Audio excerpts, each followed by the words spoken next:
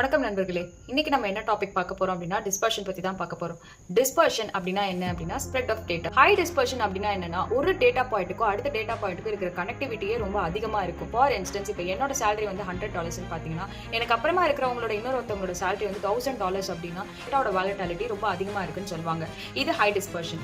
Low dispersion அப்படின்னா same என்னோட salary வந்து $100 எனக்கு அப்புறமா இருக்கிறவங்களோட சேலரி வந்து $150 அப்படின்னு பாத்தீங்கன்னா இந்த டேட்டா கன்சிஸ்டன்டா மூவ் ஆயிட்டு இருக்கு அப்படின்னா லோ டிஸ்பர்ஷன். டிஸ்பர்ஷனை மெஷர் பண்றதுக்கு மெஷர்ஸ் இருக்குங்க. அது என்னன்னு பாத்தீங்கன்னா range, variance and standard deviation, inter quarter range. Range அப்படின்னா மேக்ஸிமம் மைனஸ் மினிமம். வேரியன்ஸ் அப்படின்னா என்னன்னா variability of the data, average square difference between the mean. இன்னும் கொஞ்சம் ஸ்க்ரூட்டனைஸ் பண்ணி பார்க்கணும் அப்படின்ற பாராமீட்டர் நம்ம யூஸ் பண்றதுக்கு ஸ்டாண்டர்ட் டிவியேஷன் யூஸ் பண்ணுவோம். ஏன்னா அது ஸ்கொயர் ரூட் ஆஃப் வேரியன்ஸ்.